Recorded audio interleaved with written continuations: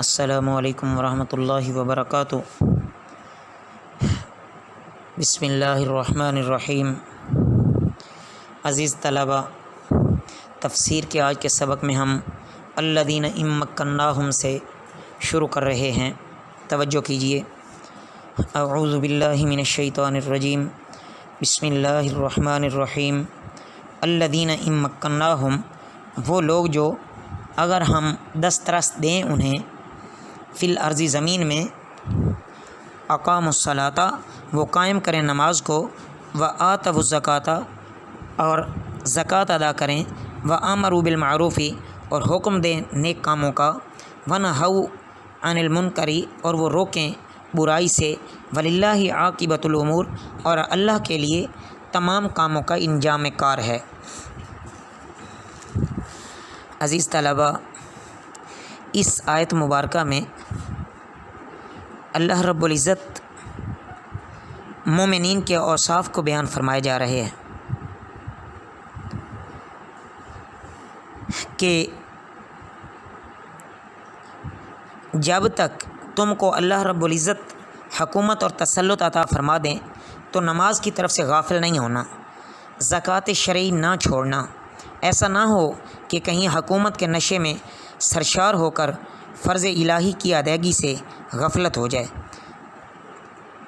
پھر ہر کار خیر کی اشاعت اور ہر برے کام کی ممانعت سے بھی غافل نہ رہنا۔ عزیز طلبہ، یہ جو چاروں اوصاف ہیں یہ اہل حق کے امتیازی اوصاف ہیں۔ اس کے بعد وللہ عاقبۃ الامور، کہ تمام معاملات کا انجام کار اللہ کے ہاتھ میں ہے۔ یہ فرما کر متنبع کر دیا کہ گو آج مسلمان کمزور اور کافر غالب اور قوی نظر آتے ہیں، لیکن اللہ تعالیٰ کے قبضے میں ہے کہ آخر کار ان ضعفاء کو اللہ تعالیٰ غالب کر دے گا، اور جو مغرور اور سرکش لوگ ہیں وہ اس غلط فہمی میں مبتلا نہ رہیں کہ اپنے اقتدار میں بسنے والوں کی قسمتوں کا فیصلہ وہ کرنے والے ہیں۔ ایسا نہیں ہوگا۔ فرعون جیسے لوگ جو اپنے آپ کو انا ربکم الاعلیٰ کہتے تھے، وہ بھی یہاں نہ کچھ کر سکے، چند دن کی زندگی گزار کر وہ بھی ہمیشہ کے لیے عبرت کا نشان بنا، تو باقی اس کے علاوہ کافروں کے کیا کہنے، اور یہ کس بات پہ تکبر کرتے ہیں، گھمنڈ کرتے ہیں۔ تو عزیز طلبہ، مستحق لوگوں کی یہاں یہ صفات بیان کی گئی ہیں در حقیقت کہ اگر دنیا میں انہیں حکومت اور فرما روائی مل جائے تو بجائے فسق و فجور اور کبر و غرور کے ان کا کردار اقامت صلاۃ اور احیاء دین والا ہونا چاہیے۔ زکوٰۃ کی ادائیگی کریں، مستحقین کی امداد کریں، اور اسی طرح باقی بھی جہاں جہاں نیک کام ہیں اس میں ضرور کوشش کریں اور آگے سے آگے بڑھنے کی کوشش کریں۔ وَإِن يُكَذِّبُوكَ، اور اگر تمہیں وہ جھٹلائیں، فَقَدْ كَذَّبَتْ قَبْلَهُمْ، تو جھٹلایا ان سے پہلے قوم نوح، قوم نوح نے، وعاد، اور عاد، وثمود، اور ثمود، وقوم ابراہیم، اور ابراہیم کی قوم، وقوم لوط، اور لوط علیہ السلام کی قوم نے بھی، واصحاب مدین، اور اصحاب مدین یعنی مدین والے، وکذب موسیٰ، اور جھٹلایا گیا موسیٰ علیہ السلام، فاملیت، پس میں نے ڈھیل دی، للکافرین، کافروں کو، ثم اخذتہم، پھر میں نے انہیں پکڑ لیا، فکیف کان نکیر، تو کیسا ہوا میرا انکار، فکأی من قریۃ، تو کتنی بستیاں ہیں، اہلکناہا، ہم نے ہلاک کیا انہیں، وہی ظالمۃ، اور یہ ظالم ہیں، فہی خاویۃ، کہ وہ گری پڑی، علی عروشہا، اپنی چھتوں پر، وبیر معطلۃ، اور کنویں بیکار، وقصر مشید، اور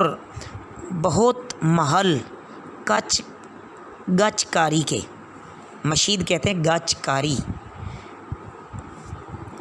یعنی یہ جو کلی، چونے کے ساتھ جو کلی کی جاتی ہے نا، اس کو گچ کاری کہتے ہیں۔ افلم یسیرو، پس کیا وہ چلتے پھرتے نہیں ہیں، فی الارض، زمین میں، فتکون لہم، جو ہو جاتے ان کے، कुलूब याकिलूना, दिल वो समझने लगते, बिहा इनसे, औ आज़ान यस्माऊन बिहा, या कान सुनने लगते उनसे, फ़इन्नहा क्योंकि दर हकीकत, ला तामल अबसारो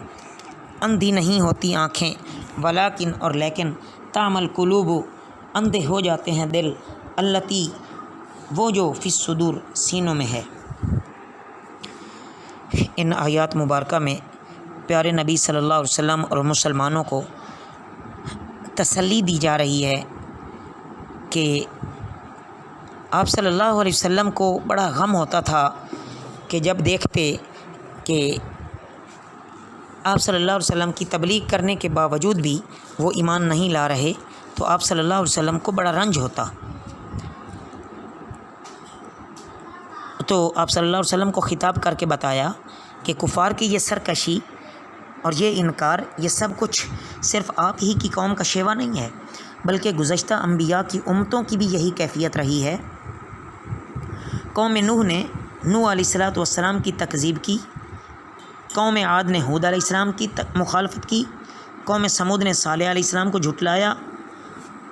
बाबल वालों ने इब्राहीम अलैहिस्सलाम से सरताबी की, मदियन वालों ने शुएब अलैहिस्सलाम का इनकार किया, मूसा अलैहिस्सलाम की तकज़ीब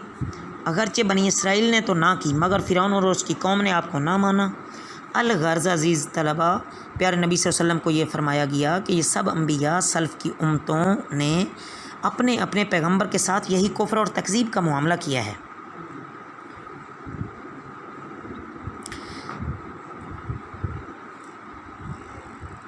लेकिन ऐसी नाफरमान और अपने पैगंबर की तकज़ीब करने वाली कौम को दुनिया में भी सज़ा मिलती है और उनकी तबाही और बर्बादी के निशान मौजूद हैं। उन चाहिए था कि ये मुनकरीन उससे कोई इबरत और सबक हासिल करते, वो तो उल्टा आपकी तकज़ीब में लगे हुए हैं। वयस्ताजिलूनका बिलअज़ाबी, और वो तुमसे जल्दी मांगते हैं, बिलअज़ाबी अज़ाब, वलन युखलिफ़ल्लाहु, और हरगिज़ नहीं खिलाफ़ करेगा अल्लाह वादहू अपना वादा। वयस्ताजिलूनका बिलअज़ाबी, और वो तुमसे जल्दी मांगते हैं अज़ाब को, वलन युखलिफ़ल्लाहु वादहू, और हरगिज़ नहीं खिलाफ़ करेगा अल्लाह अपने वादे के। व इन्न यौमन, और बेशक एक दिन, इंद रब्बिका तुम्हारे रब के यहाँ, का अल्फ़ि सनतिन 1000 साल की मानद, मिम्मा तउदून उससे जो तुम गिनते हो। वकअय्यिम मिन क़रयतिन, और कितनी ही बस्तियाँ हैं, अमलैतु लहा मैंने ढील की उनको, वहिय ज़ालिमतुन, और वो ज़ालिम हैं, सुम्मा अख़ज़्तुहा, फिर मैंने पकड़ा उन्हें, व इलैयल मसीर, और मेरी तरफ लौट कर आना। कुल या अय्युहन्नासु,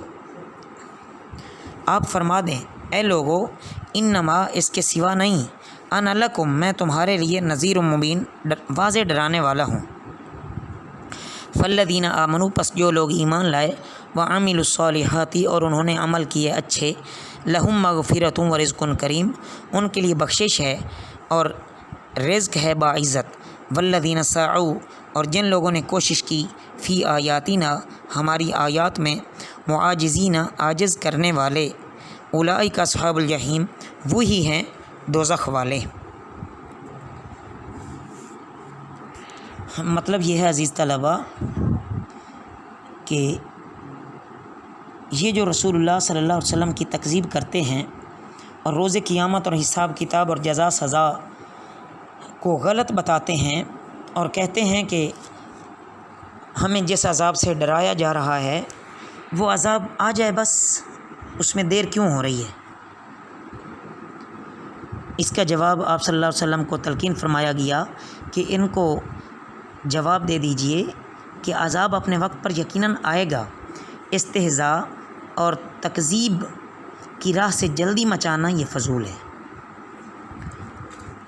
उसके बाद बताया जा रहा है कि जिस दिन यानी क़ियामत में असल अज़ाब वाक़े होगा, उसका एक दिन दुनिया वालों की शुमार के 1000 साल के बराबर होगा। फिर ऐसी मुसीबत को बुलाने के लिए मुनकरीन क्यों बेताब हैं, क्यों जल्दी मचा रहे हैं। आप फरमा दीजिए कि अज़ाब का ले आना तो मेरे कब्ज़े में नहीं है, अल्लाह के कब्ज़े में है। वो सब फर्माबरदार और नाफरमानों का फ़ैसला करेगा। مزید فرمایا کہ تمہارے رب کے نزدیک ایک دن قیامت میں تمہاری گنتی کے اعتبار سے 1000 سال کا ہے۔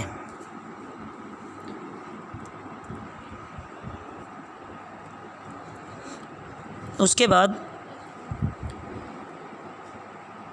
فرمایا کہ جو لوگ ایمان لے آتے ہیں اللہ نے ان کے لیے ہمیشہ ہمیشہ کی نعمتیں رکھی ہیں، ان کے لیے ہمیشہ ہمیشہ کا عمدہ رزق ہے، باعزت رزق ہے، بخشش ہے۔ اور اس کے برعکس کہ جو لوگ قرآن بھی اس وجہ سے، یہ منافقین اور منکرین جو کافر تھے، یہ اس وجہ سے بھی قرآن سنتے تھے تاکہ سن کر پھر استہزاء کریں، تو اللہ رب العزت نے ان کے لیے ہمیشہ ہمیشہ کا عذاب تیار کر رکھا ہے جو کہ دوزخ کی صورت میں ہے۔ وما ارسلنا، اور نہیں بھیجا ہم نے، من قبل کا، تم سے پہلے، من رسول سے، ولا نبی، اور نہ نبی، الا اذا تمنا، مگر جب اس نے آرزو کی، القی الشیطان، شیطان نے ڈالا، فی امنیت ہی، اس کی آرزو میں، فینسخ اللہ، پس ہٹا دیتا ہے اللہ، ما یلقی الشیطان، جو ڈالتا ہے شیطان، ثم یحکم اللہ آیاتہ، پھر اللہ مضبوط کر دیتا ہے اپنی آیات کو، واللہ علیم حکیم، اور اللہ جاننے والا ہے، حکمت والا ہے۔ لیجعل، تاکہ بنائے وہ، ما یلقی الشیطان، جو ڈالا شیطان نے، فتنتاً، ایک آزمائش، للذین، ان لوگوں کے لیے، فی قلوبہم مرض، ان کے دلوں میں مرض ہے، والقاسیتی، اور سختی ہے، قلوب اور سخت ہیں، قلوبہم، ان کے دل، وان الظالمین، اور بے شک ظالم لوگ، لفی شقاق بعید، البتہ سخت ضد میں ہیں، دور کی۔ وَلِيَعْلَمَ الَّذِينَ، اور تاکہ جان لیں وہ لوگ جنہیں اوت العلم، علم دیا گیا، انہ الحق، کہ یہ حق ہے، من ربک، تمہارے رب سے، فیؤمنوا بہ، تو وہ ایمان لے آئیں، بہ، اس پر، فتخبت لہ، تو جھک جائیں اس کے لیے، قلوبہم، ان کے دل، وان اللہ، اور بے شک اللہ، لہادی الذین، ہدایت دینے والا، لہادی الذین آمنوا، وہ لوگ جو ایمان لائے، الی صراط مستقیم، سیدھے راستے کی طرف۔ عزیز طلبہ، ان آیات مبارکہ میں یہ بیان فرمایا جا رہا ہے کہ آپ سے جو پہلے نبی اور رسول آئے تھے نا، ان کے ساتھ بھی کافروں نے اسی طرح کا معاملہ کیا تھا۔ پیام وحی انہوں نے پڑھ کر سنایا، مگر شیطان کفار کے قلوب میں، دلوں میں شبہ اور اعتراض ڈالتا، اور کفار انہی کے اعتراضات کو پیش کر کے انبیاء سے مجادلہ کرتے، جھگڑا کرتے، بحث مباحثہ کرتے۔ تو شیطان نے ہمیشہ کافروں کے دلوں سے پیغمبر کے قول کے اثرات کو دور کرنے کی کوشش کی۔ آگے شیطان کو وسوسہ ڈالنے کا تصرف جو دیا گیا، اس کی حکمت بتلائی گئی ہے کہ اس حق اور باطل کی کشاکش اور وحی ربانی اور شیطان کے القاء کے مقابلے کا اصل مقصد یہ تھا کہ صحیح الایمان اور پختہ عقیدہ رکھنے والے نمایاں ہو جائیں، اور جو ناقص الفہم ہیں، شکی مزاج ہیں، اہل نفاق ہیں، ان کی بھی حقیقت کھل جائے۔ تو وہ شیطانی القاء کی وجہ سے وحی کی حقانیت کو شک کی نظروں سے دیکھنے لگتے ہیں، اور قیامت کے دن جس روز بادشاہی اللہ ہی کی ہوگی، اس وقت ان سب مذکورین کے درمیان، یعنی یہ جن کو ذکر کیا گیا ہے، ان کے درمیان عملی فیصلہ قرار دیا جائے گا، اور وہ فیصلہ یہ ہوگا کہ جو لوگ ایمان لائے ہوں گے، وہ عمل صالح کیے ہوئے ہوں گے، تو وہ جنت کی نعمتوں اور راحتوں میں ہوں گے، اور جنہوں نے کفر کیا ہوگا ان کے لیے جہنم میں ذلت کا عذاب ہوگا۔